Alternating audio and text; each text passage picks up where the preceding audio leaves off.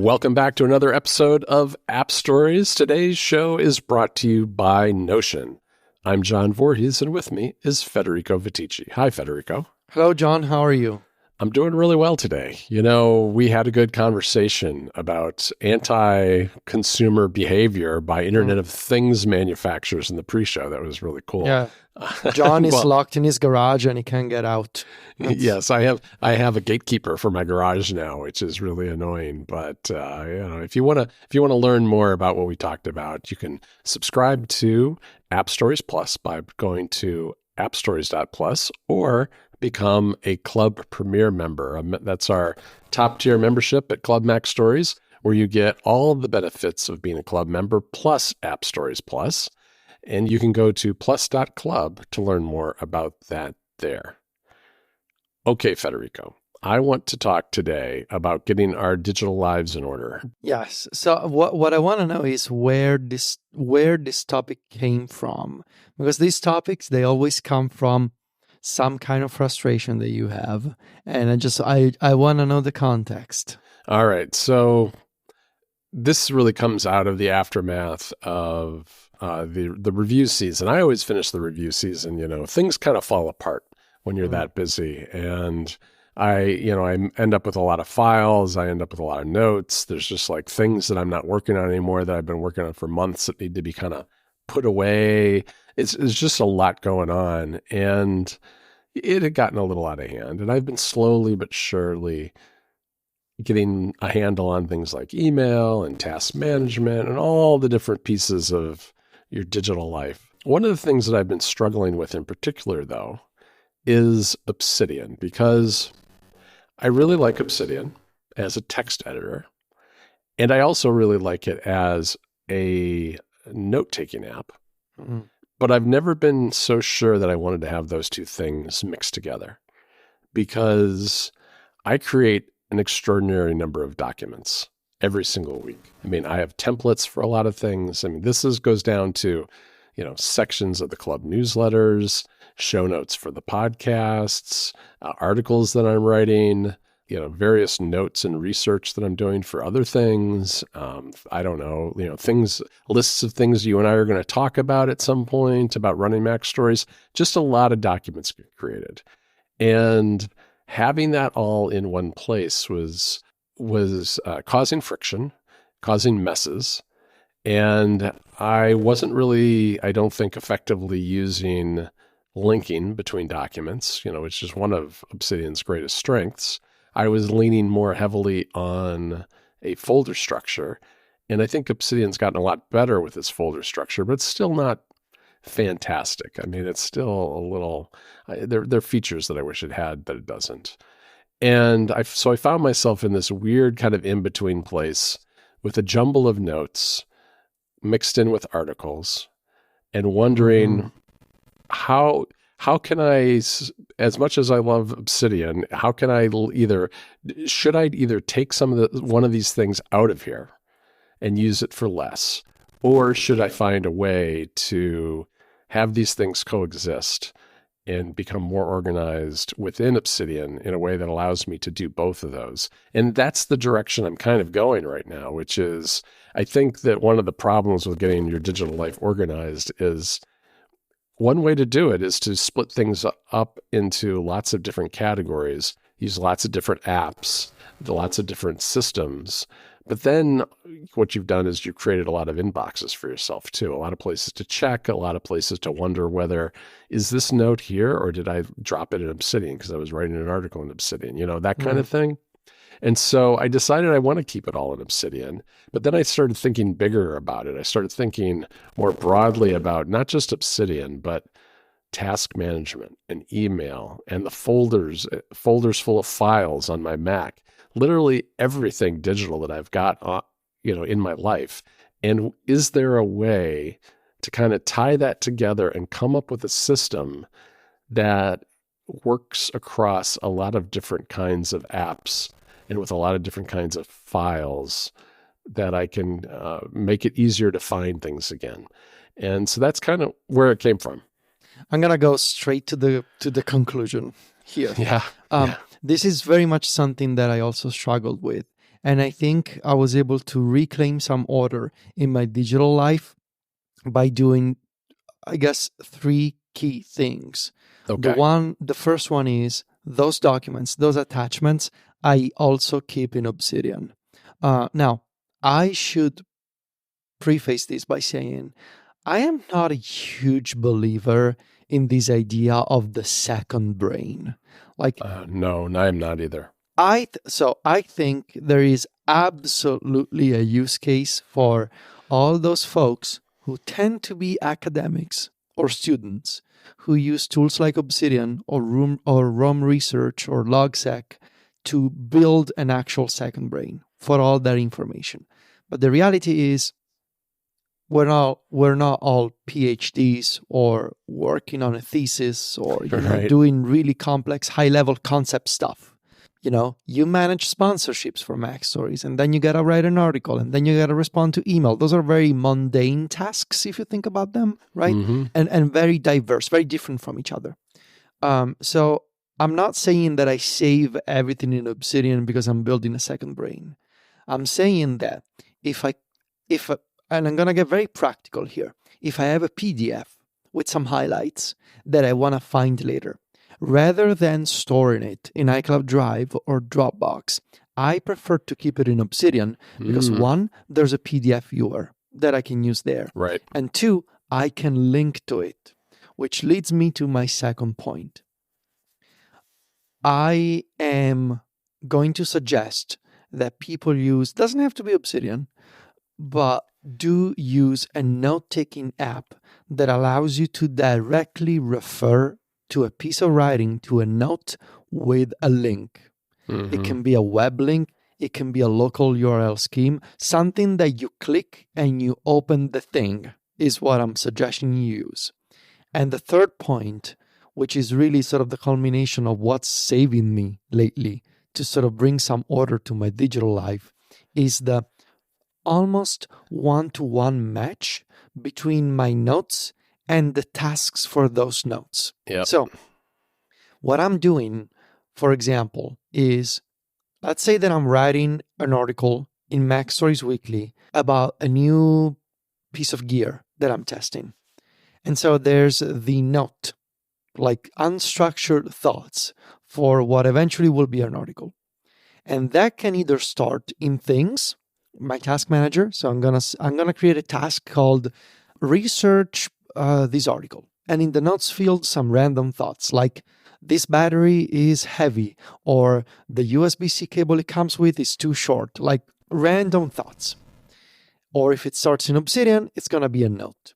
But then I'm gonna create a task, and the task will say, put together a proper outline or a first draft for this story.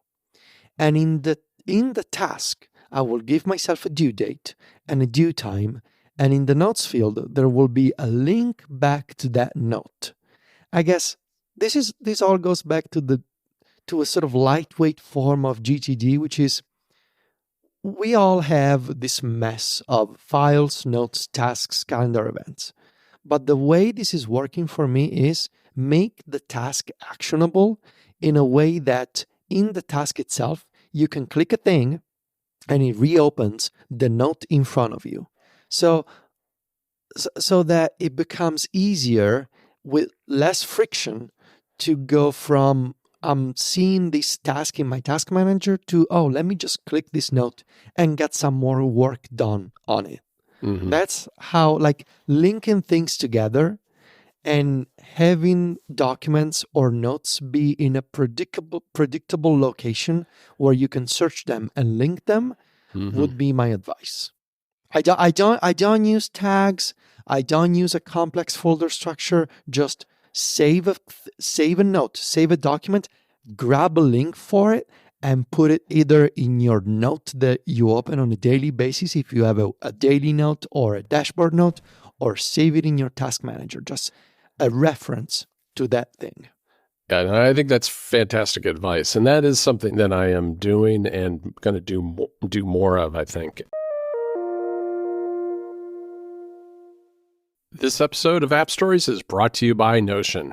Notion combines your notes, docs, and projects all together in one beautiful space.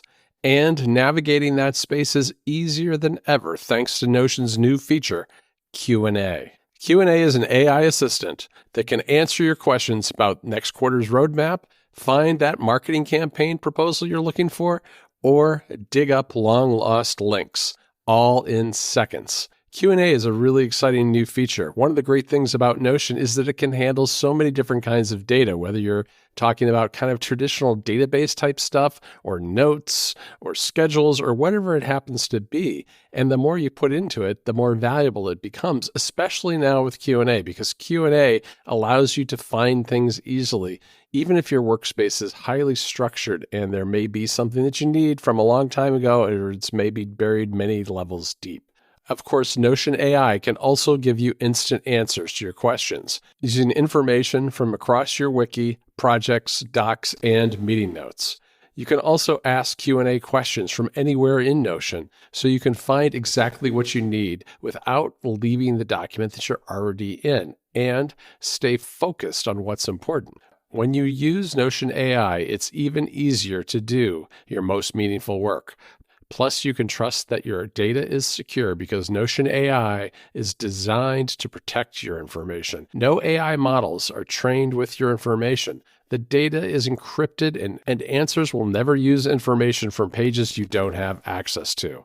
Try Notion AI free when you go to notion.com/appstories. That's all lowercase letters, notion.com/appstories to try the powerful, easy-to-use Notion AI today. And when you use our link, you'll be supporting our show, notion.com/appstories. Our thanks to Notion for their support of the show. I think it's interesting that you talk about the second brain idea and that's doesn't really fit with the way you work. I think that's very true. I've also looked at other systems where, they're not so much about linking, but they're about folder structures. And I can see where those are coming from. It's from another kind of work. It's from a very corporate or IT driven kind of work that also doesn't fit super well with the way I work. I think one of the things that I've come to realize that there is a fundamental difference between working files and reference material. Yes. Right. Yes. And this is a Yes. distinction that I think I want to make more clear in all of the things that I'm saving on my computers, which is working files are something to be disposed of later. And because we publish, the end event of almost everything you and I do is to publish something, right? Exactly.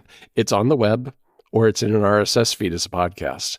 And once it's there, we don't need all that stuff. I mean, there's really no. This is exactly my problem with building a second brain. Does it make sense for me to keep my working note for what's new in iOS 17.1 in Obsidian when I can just Google myself and look at the article I published? And obviously This is different for us because we are publishers and not everybody is a publisher. And so I understand why other people do it. But for us specifically, when the end result is so easily searchable on Google or whatever search engine you want to use, and when the end result is also our product, does it make sense to keep that working note? And so I agree with you. It makes more sense for that note to be disposed eventually. Yeah. And I'll give you a concrete example of this so people have a sense for what I'm talking about here. It's like, for instance, this episode, you and I have some notes. They're in Notion. Yeah. And when I get ready to start taking notes for next week's episode, I'll delete all these notes. We don't need these notes anymore. We've already talked about all this stuff, right? So that's just the notes. But then when I go to produce the episode, I'll take your audio file and my audio file. I'll run it through some post-recording software. And every time I do that, in order to protect and preserve the original, I create a copy. It's a processed copy. So at the end of the day, I will have your audio, my audio, any ad audio that I've created, and I'll probably have 4 copies of each of those that go through each stage of post-production work. And at the end of the day, I will then convert those WAV files into, I'll edit them into one file, and then I'll turn it into an MP3, put it in the feed, and I delete every single one of those audio files. I do keep the Logic file, and I put that on an external drive because it has actually come in handy a couple of times where with Logic, at least the way I use Logic, there are different ways to use it, but I actually have the WAV files in my Logic project so that I can go back and grab some old audio, even if it's just from one of us. And that has actually come in handy once in a while for things like if I want to do a transcript, I can pull that audio out and, reopen that project, export individual tracks and create a transcript or something. I probably don't need to keep all those, but it is handy to have that. But that's how I handle app stories, and everything gets basically deleted at the end of the day. I feel like I need to do a better job of that in other areas. And I do feel like, too, there are two other aspects of this.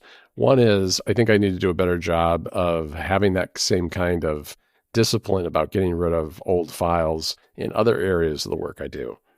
But I also feel like I want to do something that I have that's similar to what you're doing with task management. And I do something that's a little like this, which is I'm starting to organize my Obsidian notes around the same categories that I use in things. So, you have areas. So you have areas. And my areas are things like podcasts and Mac Stories and Club Mac Stories and Mac Stories Inc., like stuff like that. There's like 5 or 6 of them.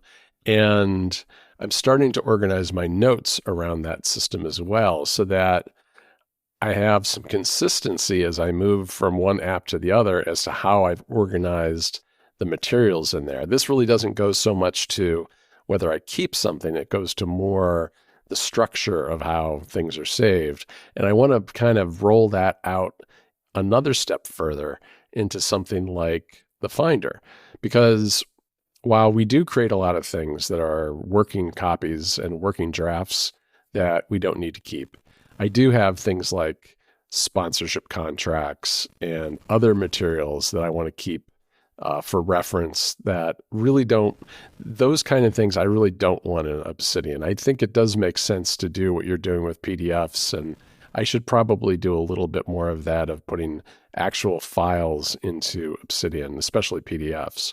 But there are files that I have that I want to have outside of there. And I think that I'd be better served if they were organized a little bit more around this system that I'm using for things and for Obsidian. And then beyond that, though, just have a very shallow folder structure. Because I think one of the problems is you can spend a lot of time monkeying with folders, and then you all of a sudden you don't know what folder something should be in because it could really live in 2 places. So then you add on a layer of tagging so that it can effectively live in 2 places, and it gets complicated very fast. And I think, though, given how much of our work is disposable at the end of the day, our files at least, that I would be better served with a shallow folder structure that I can search, just kind of narrow down to, is this a Mac Stories thing or is this a club thing, and do a quick search, than fretting over the actual folder names and structures more than I do today. Yeah. Look, I'm not saying that all files and all reference material should be discarded. I think... No, I'm not either. But what I think is a common pitfall for a lot of people is thinking, you become a digital hoarder, which is, something that we talked about on the show before. Just because we now have tools to archive and index and link everything doesn't mean that we should, right? And in fact, you're only adding complication to your setup, I think. If you start saving everything just because you may need it someday. And I think that's why, something that I recently started doing, which I would mention as another strategy to sort of fight this potential problem, this strategy helps, which is the idea of regularly reviewing the things you have in your notes or the things you have in your task manager, right? Because and this is obviously different, right? We're talking about productivity in such broad strokes, but it applies differently whether you are a doctor or an engineer or a student or a blogger or a podcaster. This is just some general advice. But what I found in my case is that, we're both creative people. We come up with the ideas for things we want to write about eventually, and we save a note and we'll be like, okay, I'll write about this at some point eventually. But those ideas, they start accumulating, and maybe they get out of, they get buried in a folder and you don't see them anymore. And I think the practice of even just once a week, going in there and being realistic about, okay, all these documents that I'm keeping, all these notes that I'm keeping, should I do something about them or not? And maybe just pick one and be like, okay, I'm going to pick this one thing from my bucket of someday ideas, and I'm going to try and do it, because I feel like part of feeling like your digital life is a mess is this accumulation of random bits of thoughts and files and documents and links that you just save them because it makes you feel good about saving them, right? That's the sort of the dopamine you get when you save something for later. With read later apps, you feel good about, yes, I am going to read this later, and then you never do. So the process of a realistic review of, okay, what is it that I have in here? And I can tell you, I have come across some old ideas of mine that are still valid today. And if I didn't create a task for me, like actually to put me in check and being like, okay, I need to sit down, open this folder, and pick one thing from this archive and see if it needs to be deleted or if it's something I want to do. And that really helps. And I feel like I'm slowly working through this backlog of stuff that I saved in Obsidian. But it doesn't have to be Obsidian. It can be Apple Notes, it can be Bear, it can be reminders, it can be whatever. Just pick one, pick two, and actually be realistic about it. Because otherwise, you're just going to feel disorganized. Because eventually those folders, they grow over time, and you have dozens of notes and tasks and stuff saved for later, and you don't do anything about them, and you're just using up storage and your time. So yeah, definitely. I have two other little things to add. One is you talked about linking, and one thing I am not using, which I know somebody might suggest, is Hookmark. I was going to mention that. Yeah. And there's a very good reason I don't. It's because it doesn't work on iOS or iPadOS. And so to me, I just, for this kind of cross-referencing tool, I need to have links that will work across every device, and having them just on the Mac is helpful, but not enough for me. So I'm not using that, although I know there are a lot of fans of that app out there. The other thing is I find useful having, for me, a weekly note, which I've now turned into a shortcut template that I just have automatically populate into Obsidian every week.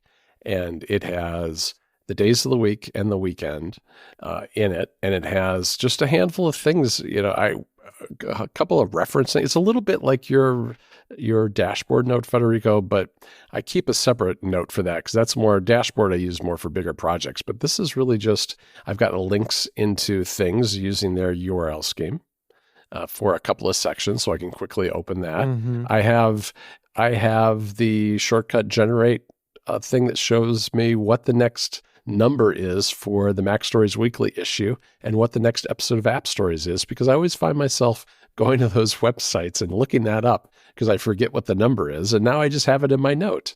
And then for each of those days, I just go through periodically during the week and I plan out my day. And maybe at the beginning of the week, I plan out my week and keep little random bits of information here as I go along. Like maybe it's Monday and I have an idea about an app I want to put in the newsletter on Friday. I'll just drop down to Friday and have a section that says app debuts and jot down the name. And at the end of the week, I get rid of these because these are the things I either, if there's stuff in here I still need to do, I can carry it forward to the next week's note or somewhere else, or I can just delete the thing and be done with it. It's just a scratch pad, really. All right, Federico. Well, I think maybe I'll be on the path to organization once again, hopefully sooner rather than later. This is the kind of thing that you and I do a lot at this time of year. I do it a lot at Christmas time, between Christmas and New Year's in the past, but I've been doing it a little earlier because I feel like I want to do a little bit more with it this year. So I'll probably be writing about this stuff or aspects of it at some point in the future. I want to thank our sponsor for this episode, which was Notion. You can find me and Federico over at macstories.net. We're on Mastodon too. Just go to vitici.macstories.net or johnvorhees.macstories.net to follow us there. And we're on Instagram, where Federico is at Vitici. That's VITICCI. And I'm at John Voorhees, JOHNVOORHEES. Talk to you next week, Federico. Ciao, John.